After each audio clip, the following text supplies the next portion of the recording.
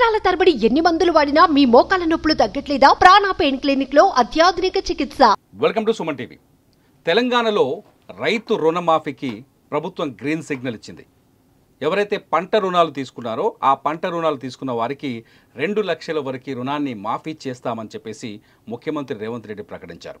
ఇంతకీ రుణమాఫీలో ఏమైనా రూల్స్ ఉన్నాయా? కండిషన్స్ ఏమైనా ఉన్నాయా?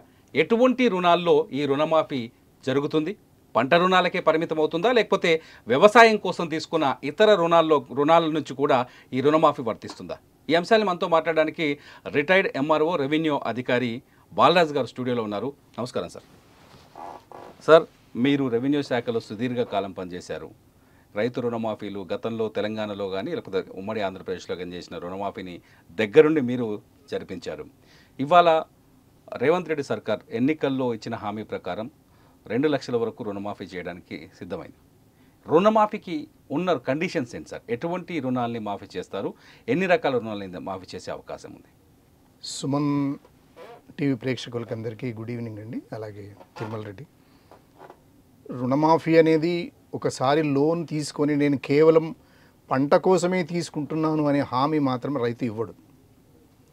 వరి పంట వేయడానికి ప్రతి క్రాప్కు 1 ఎకరాకు 45,000 అప్పిస్తుంది బ్యాంక్. ఓకే, సబ్జెక్ట్ కండిషన్ అది 3 ఎకరాల వరకు ఇస్తారు. అంటే ఫర్ ఎగ్జాంపుల్ ఎంతనని ఉండని అతను అడిగిన దాన్ని బట్టి అనే రిక్వైర్మెంట్ని బట్టి ఎకరా ఒక్కంటికి వరి పంటకు 45,000 చొప్పున ఇస్తారు. ఒక 3 ఎకరాలు తీసుకుంటే 1,35,000 రూపాయలు అవుతుంది. అంటే ఆ రుణం అనేది కేంద్ర ప్రభుత్వం రాష్ట్ర ప్రభుత్వాలు కలిపి ఇవ్వవలసిన సిస్టమ్. ఫండ్ సాయం అయితే ఫండ్ సహాయం ఇవ్వాలి, అది కేంద్రం ఇస్తుందా? దాని కండిషన్స్ మళ్ళీ ఎఫ్ఆర్బిఎం కండిషన్స్ అవి డిఫరెంట్గా ఉంటాయి. ఒక పంట తీసుకున్నటువంటి రుణము 1 లక్ష దాటిందనుకోండి, 1 లక్ష వరకు అయితే ఖచ్చితంగా రుణమాఫీ, అంటే మిత్తి లేని పైసా, మనకు అర్థమయ్యే భాషలో వడ్డీ అని కాకుండా బ్యాంకు ఎట్టి పరిస్థితుల్లో కూడా ఆ 1 లక్ష వరకు ఎలాంటి అప్పు మన వడ్డీ లేకుండా ఇవ్వగలుగుతుంది. ఆ వడ్డీ లేకుండా ఎందుకు ఇవ్వగలుగుతుంది అంటే దాంట్లో కేంద్రం షేర్ ఉంటుంది. అంటే 3% కేంద్రం ఇస్తుంది, 4% నేను ఇస్తానని చెప్పి హామీ ఇచ్చి ప్రతి రైతుకు పంట రుణం అంటారు దాన్ని. పంట వేసుకోవడానికి అవసరమైన ఖర్చుల నిమిత్తం, అంటే బిగినింగ్ నుంచి చివరి వరకు, పంట మొదటి నుంచి తన కోత వరకు వచ్చే ఖర్చులన్నిటికని ఒక పంటకు ఇస్తుంది. వాటిల్లో మాఫీ ఎంత అనే దాని మీద మీరు అడుగుతున్న ప్రశ్నకు దాన్ని ఒక పర్టికులర్ డేట్ తీసుకున్నారు, 2018 వరకు. ఒకవేళ మీకు 2 లక్షల రుణం ఉన్నట్టయితే ఆ 2 లక్షల రుణం వరకు నేను మీకు మాఫీ చేస్తాను అనే కండిషన్స్ పెట్టిందనమాట. అయితే మీరు ఏ రకమైన రుణం అని అడిగారు కదా, ఏ రకమైన రుణం అనేది ఖచ్చితంగానే తీసుకున్న 1 లక్ష రూపాయలు కానీ 2 లక్షల రుణం తీసుకున్నది కానీ దాని ఇంట్రెస్ట్ కలిపి కానీ 2 లక్షలు దాటినట్టయితే బ్యాంకు ప్రభుత్వం ఎట్టి పరిస్థితి 2 లక్షలు దాటింది దాని పేరు చెప్పి మీరు 10 లక్షలు తీసుకుంటా అంటే అంత చేయదు. అందులో 2 లక్షల వరకే మాఫీ చేస్తాం. సో రుణం ఎంత ఉన్నా సరే ఫర్ ఎగ్జాంపుల్ సార్, నేను ఒక 10 ఎకరాల పొలం ఉంది, నాకు ఒక 6 లక్షల రూపాయల పంట రుణం తీసుకున్నాను నేను. ఈసారి ప్రభుత్వం ఇచ్చే రుణమాఫీలో నాకెంత రుణమాఫీ వస్తుంది సార్? నేను ఇదివరకే అన్న 1 ఎకరాకు 45,000 ఒక పంటకి ఇస్తుంది. ఓకే, మీరు 6 ఎకరాలు అంటే ఎంత అవుతుంది? 3 లక్షల దాకా. 3 లక్షల దాకా అవుతుంది. 3 లక్షల దాకా అంటే 3 లక్షల సరిపడే ఇంట్రెస్ట్ ప్రభుత్వం భరించదు కదా. అవును, తను హామీ ఇచ్చింది 1 లక్షకు. 1 లక్ష వరకే ఇంట్రెస్ట్, 1 లక్ష వరకే ఇంట్రెస్ట్ ఫ్రీ ఇస్తుంది. Rest of the as per the bank conditions బట్టి ఉంటుంది. ఎస్ఎల్బిసి ఉంది కదా, స్టేట్ బ్యాంక్ మన లెవెల్ కమిటీ అని ఉంటుంది. వాళ్ళు ఏ నిర్ణయం తీసుకుంటే దాని ప్రకారం అప్లై అవుతుంది. మనం ఇక్కడ మాట్లాడుకొని మన చర్చ చేసినట్టుగా ఖచ్చితంగా ఉంటుందని నమ్మకం లేదు. డే టు డే ఉండే ఫైనాన్షియల్ కోర్సెస్ని బట్టి, ఫైనాన్షియల్ కండిషన్స్ని బట్టి కూడా ఆ ఇంట్రెస్ట్ రేట్స్ మారుతూ ఉంటాయి. అది ఏమైనా కూడా రైతు తనకుండే ఎన్ని అప్పులున్నా అందులో ఒక 2 లక్షలు మాఫీ చేస్తారు. సో నాకు 6 లక్షలు మీరు ఉంటే 6 లక్షలు మాఫీ చేయదు, 2 లక్షల వరకే చేస్తారు. 2 లక్షల వరకే ఉంటుంది. రైతు మీరు 4 జాగాల మీ గతంలో 6 మన 1B రిజిస్టర్ అని ఉండేది, అంతకుముందు చౌఫస్లా అని ఉండేది. ఇప్పుడు తిరుమల రెడ్డి గారి పేరు మీద 12 ఎకరాలు, ఒక సర్వే నెంబర్ 5, ఒక సర్వే నెంబర్ 4, ఒక సర్వే, ఇవన్నీ కలిపి కూడా మీరు ఎన్ని తీసుకున్నా కూడా మీరు ఒకరే రైతు కింద వస్తారు ఆ గ్రామానికి. ఆ ఒక్కరే రైతు మీరు ఏంటంటే మీరు తీసుకున్నటువంటి రుణము 2 లక్షల వరకు అందులో మాఫీ చేస్తారు. అంతవరకు 4 సర్వే నెంబర్ల మీద తీసుకున్నప్పటికీ కూడా ఒకటే ఖాతా కదా మీది, ఒకటే ఖాతా అవుతుంది. ఓకే, 6 సర్వే నెంబర్లు 12 ఎకరాలు కలిపి తిరుమల రెడ్డి సన్ ఆఫ్ నాయన పేరు చెప్పు, ఎల్లారెడ్డి తిరుమల రెడ్డి సన్ ఆఫ్ ఎల్లారెడ్డి నోముల గ్రామం మీద 2 లక్షల మాఫీ అవుతుంది. ఓకే, మిగతా మీరు కట్టుకోవాలి. ఓకే, కట్టుకోవాలి. ఇప్పుడు ఇంకొక రైతు ఉన్నాడు అనుకోండి, ఒక 2 ఎకరాలు ఉన్న రైతు ఉన్నాడు. ఆయన బ్యాంకులో 2,50,000 వరకు 2 లక్షల వరకు రుణం తెచ్చుకున్నాడు. 2 లక్షలు ఉంది అనుకుందాం. 2 లక్షలకి వడ్డీ మీరు అన్నట్టు ఒక మొదటి లక్షకి వడ్డీ ఉండదు, 2 లక్షకి వడ్డీ ఖచ్చితంగా ఉంటుంది. అదొక 20,000 అయింది. 2,20,000 మొత్తం రుణం ఉంది. అందులో ఎంత మాఫీ అవుతుంది? 2 లక్షలు మాఫీ అవుతుంది. 20,000 వడ్డీ కట్టాలి కదా. ఓకే, బ్యాంక్ సర్వైవ్ కావాలి కదా. బ్యాంక్ తను జనం నుంచి తీసుకొని తను జమ చేసుకొని మళ్ళీ జనాలకి ఇవ్వాలి కదా. ఓకే, మరి అటువంటిప్పుడు గవర్నమెంట్ ఆఫ్ తెలంగాణ బ్యాంకులకు హామీ ఇవ్వాలి. నేను ఫలానా తారీఖు లోపల నేను మీకు ఖచ్చితంగా పేమెంట్ చేస్తాను అని హామీ తీసుకున్న తర్వాతనే తనకున్న సావరిన్ పవర్ను ఉపయోగించి తనకున్న సార్వభౌమాధికారాన్ని ప్రయోగించి మేము కడతాము, మేము ఇట్లా ఫండ్స్ ప్రొక్యూర్ చేస్తూ ఉన్నాము, ఇది త్వరలో మీకు ఈ అమౌంట్ మీకు చేస్తాము, ఈ 31,000 కోట్లు మేము మీకు చేస్తామని హామీ తీసుకున్న తర్వాతనే చేస్తారు. ఆ మాఫీ అయిన తర్వాతనే మళ్ళీ నెక్స్ట్ రుణానికి బ్యాంకర్స్ లోపలికి ఇక్కడ సింపుల్గా చెప్పాలంటే మొత్తం 2 లక్షలకు లోపు వడ్డీ కావచ్చు, అసలు కావచ్చు, 2 లక్షల లోపు ఉంటే వాళ్ళకి పూర్తి జీరో రుణం. జీరో వాళ్ళకి కొత్త రుణం వస్తే తప్ప పాత రుణం చెల్లించాల్సిన పని లేదు. ఎగ్జాక్ట్లీ 2 లక్షలు దాటి 10,000, 5,000, 16,000, 20,000 ఉంటే ఆ ఎక్స్ట్రా అమౌంట్ అయితే పే చేయాలి. అందులో ఉంటుంది, ఖచ్చితంగా పే చేయాల్సిందే. ఈయన పే చేయకపోయినా అందులో ఉంటుంది, ఆటోమేటిక్గా ఉంటుంది, రుణంగా మిగిలిపోయి ఉంటుంది. అంటే ఆ రోజు వరకు సరే నిన్నటి వరకు 2,18,000 ఉన్నదండి. ఓకే, ఈ 2 లక్షలు నువ్వు కట్టాల్సిన పని లేదు, ఈ 18,000 కట్టమని అంటాడు. కట్టకపోతే అది అట్లే జమ అయి ఉంటుంది, మళ్ళీ దానికి మితి పెరుగుతూనే ఉంటుంది. మళ్ళీ ఓకే, బ్యాంకు ఆటోమేటిక్గా ఈ రుణం కూడా డిసెంబర్ 2018 డిసెంబర్ 11వ తేదీ నుంచి 2023 డిసెంబర్ 9వ తేదీ వరకు తీసుకున్న వరకు మాత్రమే. సో ఈ లెక్కలు కూడా అంతవరకు వేస్తారు సార్. డిసెంబర్ 2023 డిసెంబర్ 9 వరకు స్పెసిఫిక్ డేట్స్ అనౌన్స్ చేశారు వాళ్ళు. దాని ప్రకారమే ఎట్టి పరిస్థితుల్లో అది ఎక్సిట్ కావడానికి లేదు. మళ్ళీ ఇవన్నీ కండిషన్స్ మళ్ళీ రిజర్వ్ బ్యాంక్ ఒప్పుకోవాలి, మళ్ళీ వీళ్ళు బ్యాంకర్స్ కమిటీ ఒప్పుకోవాలి. ఇవన్నీ ఒప్పుకున్న తర్వాతనే ముందుకెళ్తుంది. ఇక్కడ ఇంకొక క్వశ్చన్ ఉంది సార్. ఎన్నికల ప్రచారంలో వీళ్ళు ఏం చేశారంటే, మీరు రుణాలు చెల్లించకండి, పంట రుణాలు చెల్లించాల్సిన అవసరం లేదు, మా ప్రభుత్వం వస్తుంది, మేము రుణాలని మాఫీ చేయబోతున్నాం 2 లక్షల రూపాయలు ప్రచారం చేశారు. ఈ ప్రచారం చేయడంతో ఒకటి, గతంలో అనేక ప్రభుత్వాలు రుణమాఫీ హామీలు ఇస్తూ వచ్చాయి. కేసీఆర్ ప్రభుత్వం కూడా హామీ ఇచ్చి వచ్చింది. చాలామంది రైతులు ఏం చేశారంటే, ఎలక్షన్స్ ముందు రాగానే టైంకి చెల్లించాల్సిన రుణాలని కూడా చెల్లించకుండా పెండింగ్లో పెట్టి వదిలేశారు. ఎగ్జాక్ట్లీ. సో అది 2023 డిసెంబర్ 9 వరకు కాకుండా ఆ తర్వాత కూడా ఎక్స్టెండ్ అయింది, వాటి వరకు కూడా ఎక్స్టెండ్ అవుతూ వచ్చింది. సో దీన్ని ఎలా కౌంట్ చేస్తారు? ఈ ఎక్స్టెన్షన్ కూడా రుణం కింద మిగిలిపోద్దా బ్యాంకులో? ఎట్లుండదండి, ఎలక్షన్ మేనిఫెస్టో కింద ఇస్తున్న ఎలక్షన్ హామీలు వేరు, ప్రాక్టికల్గా బ్యాంక్ ఖాతాలో జరిగే లెక్క వేరుగా ఉంటుంది. Okay, okay. వాళ్ళు ఇచ్చే మాటలు ఎలక్షన్ మేనిఫెస్టో కింద చెప్తారు, అనౌన్స్మెంట్ కింద చెప్తారు. అపోజిషన్ లీడర్ హరీష్ రావు గారు రేపు ఎల్లుండి రాజీనామా అంటారు. అవన్నీ పొలిటికల్ స్టేట్మెంట్స్, అవి మనము బిలీవ్ చేయడానికి వీలు లేదు. ఓకే, వాళ్ళు ఏమైనా మాట్లాడతారు. నేను ఏది అరేబియా సముద్రం తీసుకొచ్చి మన హుస్సేన్ సాగర్లో కూడా కలుపుతామంటారు.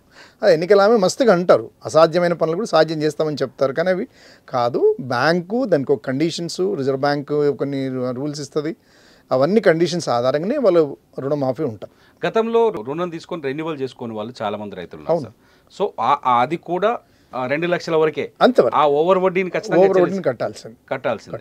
సార్ ఇక్కడ వచ్చిన తర్వాత నిన్న గవర్నమెంట్ మాట్లాడుతూ ఒక స్టేట్మెంట్ ఇచ్చింది. అది అంటే అధికారికంగా కాదు, పేపర్లో అయితే న్యూస్లో అయితే బయటకు వచ్చింది. ఏముంది, అగ్రిగోల్డ్ రుణాలు కూడా ఇస్తాము, డెవలప్మెంట్ రుణాల గురించి రాయలేదు. కానీ సాధారణంగా రైతు 3 రకాల రుణాలు తీసుకుంటారు సార్. ఒకటి పంట రుణం, ప్రతి ఏడాది పంట కోసం చెల్లించే రుణం. రెండోది వచ్చి భూమి అభివృద్ధి కోసం, అంటే పంట పొలం కోసం దాన్ని డెవలప్మెంట్ చేయడం కోసం డెవలప్మెంట్ రుణం. మూడోది వచ్చేసి ఇంట్లో ఉన్న బంగారం తీసుకెళ్ళి ఏదో అవసరం కోసం పెడతాడు, అది కూడా గ్రామీణ బ్యాంకుల్లోనే పెడతారు. సో ఇప్పుడు వచ్చే ఈ రుణమాఫీలో ఈ 3 రుణాలకు వర్తిస్తుందా, వర్తించదా? చూడండి, గ్రామీణ బ్యాంకులు ఏవైనా కూడా రిజర్వ్ బ్యాంక్ కండిషన్స్కి లోబడే ఉండాలి. ఓకే.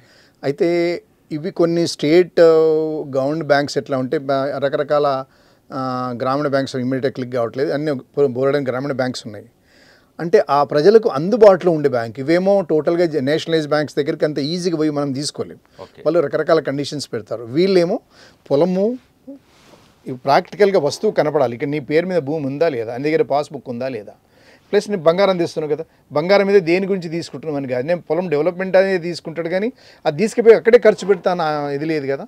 మీరు గోల్డ్ పెట్టిర్రు, నేను దీని కొరకే తీసిన అనేది ఒక సపరేట్ అప్లికేషన్ ఫామ్ ఫిలప్ చేసి అందులో కనుక ఉన్నట్టయితే అది మరి ఇప్పటివరకైతే అది ఇంకా అది నామ్స్ రాలేదు. Let us wait for the norms. So అంటే చాలా మంది రైతులు ఈ ఆశ ఉంది. ఆశ చాలా ఉంటుంది కానీ రుణం ఇచ్చే వాళ్ళు కూడా ఆలోచిస్తారు కదా. ఓకే సార్, ఇప్పుడు ఈ రుణమాఫీ పైన మొదటి నుంచి ఇప్పుడే కాదు, గడిచిన 3 ఏళ్ల క్రితం నుంచి ఏదైతే గత ప్రభుత్వంలో కేసీఆర్ ప్రకటించినప్పటి నుంచి రుణమాఫీ అనేది ప్రభుత్వాలకి బ్యాంకులకి పెద్ద దెబ్బ, బ్యాంకింగ్ వ్యవస్థని దెబ్బతీస్తుంది ఈ రైతు రుణమాఫీ హామీ అనేది అని చెప్పేసి మొదలు చెప్తున్నారు. నిజంగా రైతు రుణమాఫీ అనేది బ్యాంకింగ్ వ్యవస్థని ఎఫెక్ట్ చేస్తుందా? ఇది ఒక అనాలోచితమైన నిర్ణయం అనొచ్చా? 16 లక్షల కోట్లండి ఇలా లోన్ తీసుకొని తెల్లవారు నుంచే వాళ్ళ చార్టెడ్ అకౌంటెంట్తో చెప్పి ఈ బ్యాంకుని ఎలా మోసం చేయొచ్చు, మనము ఎలా ఐపీ పెట్టవచ్చు, మనం ఏ పద్ధతిలో మనము బ్యాంకుకు మనం టోకరా వేయొచ్చు అనే దాని మీద అప్పటి నుంచే చర్చలు మొదలవుతాయి. చాలా కంపెనీలు పేరు ఉండదు, ఖాళీ భూమి చూపిస్తారు, అన్ని కార్పొరేట్ సంస్థలు ఇప్పటి వరకు 16 లక్షల కోట్లు రుణం మాఫీ అయింది. వాళ్ళని వేవల్, చాలా డీసెంట్ నేమ్ పెడతారు, వేవల్ అంటారు. ఇంకేదో 2-3 మంచి అందమైన పేర్లు ఉన్నాయి వాటికి. అవన్నీ ఎవరు కట్టాలి? తిరుమల కట్టాలి, బాలరాజు కట్టాలి, మిత్రుడు కట్టాలి, అందరం కట్టాలి.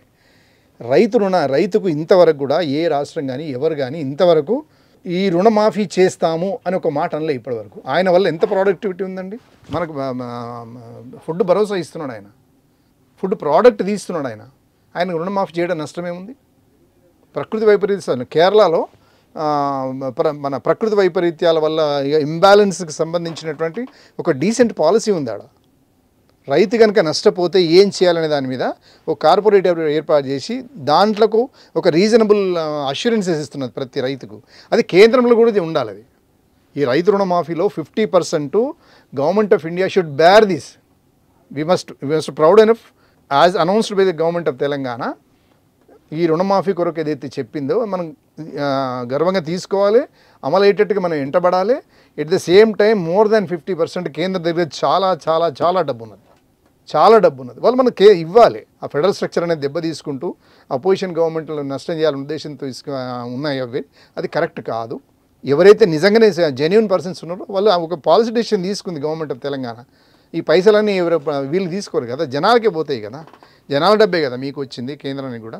వీళ్ళు ఇస్తే నష్టమే ఉంది. కానీ రుణమాఫీ చేయటం వల్ల, రుణమాఫీలతోటి రైతు ఆర్థిక పురోగతి మారుతుందా? ఆర్థిక పరిస్థితి మారుతుందా? అప్పటికప్పుడు ధనవంతుడు కాడండి ఆయన. ఇప్పుడు రైతు ఆత్మహత్యలు ఎందుకు అవుతున్నాయి? ఇప్పుడు ఇంతకుముందు మీరు అడిగారు కదా, బంగారం కుదువెట్టడం, గోల్డ్ లోన్ అది అన్నారు కదా, మీరు ఇంగ్లీష్లో అన్నాను. బంగారం కుదువెట్టి, ఎండు కుదువెట్టి, పట్టగొలుసు కుదువెట్టి, చౌకమ్మలు, ముక్కుపోగులని గిరివి పెట్టి అన్నీ ఎంతున్నా కూడా గ్రామీణ బ్యాంక్ దగ్గర పెట్టితే వాళ్ళు అప్పటికప్పుడు చూసి ఈ ఫలానా నారాయణ, ఫలానా పెంటారెడ్డి, ఫలానా వెంకటేశం వీళ్ళందరూ నాకు తెలుసు కాబట్టి అవి తీసుకొని తొందర ప్రాసెస్ చేసి పంట కోసమని 50,000 రూపాయలు ఇస్తాడు, మళ్ళీ కట్టుకుంటాడు అది. కానీ ఇప్పుడు ఇది కేంద్రం ఏం చేస్తుంది? తన దగ్గర డబ్బులన్నీ పెట్టుకొని మనకి ఇవ్వాలి కదా ఇవన్నీ. ఇప్పుడు ఈ కౌలు రైతు, నేను పాయింట్కి వస్తున్నా, అసలు నేను మళ్ళీ షిఫ్ట్ అయినా. అయితే ఇప్పుడు ఈ కౌలు రైతు ఇమీడియట్గా ఎవరు ఇస్తారు? ఆయనకు ఎవరు ఇచ్చే పరిస్థితి ఉండదు. మళ్ళీ అదే మైక్రో ఫైనాన్స్ పోయి అప్పులు చేసి చావాల్సి వస్తుంది. అటు పోకుండా కోసం ఇవన్నీ గిరిపెట్టి అప్పటికప్పుడు పంట పండించుకుంటాడు కౌలు రైతు. అంటే ఇప్పుడు ఈ రుణమాఫీ చేయడం వల్ల కొంత భరోసా దొరుకుతుంది కదా. అమ్మ నా 2,60,000 ఉన్నాయి, 60,000 ఉంటే ఉండని, 2 లక్షల భయం అయితే పోతుంది కదా. 1 లక్ష, ఇప్పుడు 1,60,000 2 లక్షల లోపల వాళ్ళంతా కూడా కొంచెం రిలీఫ్ వస్తుంది కదా. అంటే వాళ్ళు మన మనుషులు గారా? వాళ్ళు కూడా మేము ఓటర్లే కదా, మీకు కూడా ఓటు వేసారు కదా, కేంద్రానికి కూడా ఓటు వేసారు కదా కొంతమంది. మరి వాళ్ళకన్నా మాఫీ చేయండి. మీరు కేవలం బీజేపీకి ఓటేసిన వాళ్ళకన్నా మాఫీ చేయండి. అంటే ఈ రైతు రుణమాఫీ అనేది కష్టపడి పనిచేసి నిజంగానే వాళ్ళు కష్టపడితేనే కదా మనం హైదరాబాద్ నుండి భోజనం చేస్తున్నాం. అంటే గతంలో కేంద్రం దీనిపైన చాలా స్పష్టంగా చర్చించింది. మస్తు ఉంటుంది ఉచితాలకు అలవాటు పడటం. అంటే ఇప్పుడు మన విత్ ఇన్ ద తెలుగు స్టేట్లలో నేను మీకు నేమ్ చెప్తే ఆశ్చర్యపోతారు మీరు. ఒకరికి 10,000 కోట్లు, 20,000 కోట్లు, 45,000 కోట్లు, 32,000 కోట్లు రోడ్లు తీసుకున్నారు, సైలెంట్ అయ్యారు, చేతులు ఎత్తేసారు. నా హార్ట్ అటాక్ వచ్చేటట్టుంది, మీరు కొద్దిగా నన్ను ఆపండి అని అన్నారు. ఏం చేస్తాం? ఏం చేయలేంగా. ఆ 45,000 కోట్లు కనుక ఫ్రీ బీజ్ చంపడం, కొన్ని మాఫీ చేస్తే ఎడ్యుకేషన్ లోన్ అని, లేకపోతే హాస్పిటల్కి సంబంధించి, లేకపోతే ఇతరత్ర అటువంటి కనుక కొన్ని ఇచ్చినట్టయితే కొంత ఉపయోగపడుతుంది కదా, బతుకుతాడు కదా మనిషి. నువ్వు నిలువున ముంచి కొన్ని కోట్ల రూపాయలు తీసుకుపోయి దుబాయ్లో ఖర్చు పెట్టి కోట్లు చేసేదానికంటే నీ పౌరులకే కదా, వీళ్ళు మనుషులే కదా. కేంద్రంలో ఉన్న పెద్దలు ఒప్పుకోలేదు, ఫైనాన్షియల్ బ్యాంకర్స్ వీళ్ళు ఒప్పుకోకపోతే ఎంతకాలం వేరు చేద్దాం, వాళ్ళకి కొన్ని ఇద్దామని చెప్పి అప్పుడు ఇంద్రమైన్లో ఇచ్చినాయి అప్పుడు. సో మొత్తానికి రుణమాఫీ నిర్ణయం సరైందే అంటారు, కాకపోతే కండిషన్స్ అప్లై ఉన్నాయంటారు. ఖచ్చితంగా మంచి నిర్ణయం అది. ఖచ్చితంగా అమలు కావాలని కోరుకుందాం. తప్పకుండా జరగవలసిందే. దానికి కేంద్రం ఖచ్చితంగా 50% ఇవ్వవలసిందే. అది కేంద్రం బాధ్యత. మనం అందరం కేంద్ర ప్రభుత్వం honourable prime minister of Narendra Modi సమక్షంలో ఉన్నవాళ్ళం, మా నిర్మలా సీతారామన్ ఆధ్వర్యంలో ఉన్నవాళ్ళం. ఎట్ ద సేమ్ టైం మన ముఖ్యమంత్రి గారు ఆయన హామీ ఇచ్చిండు. దానికి వాళ్ళని కూడా ఇవ్వమనండి, కేంద్రం కూడా ఇచ్చి చాలా అదనంగా సీట్లు తీసుకోండి. చివరికి వస్తే మళ్ళీ వ్యవసాయదారుడికి మనకు పంటనిచ్చి అవి చేసే అతనికి ప్రకృతిని కాపాడే వ్యక్తికి ఖచ్చితంగా మనము రుణమాఫీ చేయడము, అతనికి అన్ని రకాలుగా భరోసాని ఇవ్వాల్సిన బాధ్యత అన్ని ప్రభుత్వాలపైన ఉంటుంది. మనం పౌరులుగా హైదరాబాద్లో కూర్చొని ఇంకొకటి కొంచెం నిష్ఠుర సత్యం ఏంటంటే, ఈ రుణమాఫీ హైదరాబాద్లో ఉన్న వాళ్ళు కూడా దాదాపు ఒక 11-12 లక్షల మంది రైతులు ఇక్కడే ఉండి పక్కనే బ్యాంకు లోన్ తీసుకొని ఇవాళ రుణమాఫీ కొరకు తిప్పలబడుతున్న వాళ్ళంతా అలాంటి వాళ్ళు వెతికమనాలి ప్రభుత్వాన్ని. Search I request government of Telangana to search such type of personalities. అలాంటి వాళ్ళని కూడా ఏరేసి నిజంగా కష్టపడే రైతుకు ఆ రుణమాఫీ ఇస్తే బాగుంటుంది అని మీ సుమన్ టీవీ ద్వారా నాకైతే మంచి ప్రోగ్రామ్ తీసుకున్నారు. I appreciate you. ఇంకేమన్నా? Thank you so much sir. రుణమాఫీ పైన స్పష్టమైన వివరణ ఇచ్చినందుకు. సుమన్ టీవీలో మీ పర్సనల్ అండ్ బిజినెస్ ప్రమోషన్స్ కోసం కింది నెంబర్కి కాంటాక్ట్ చేయండి.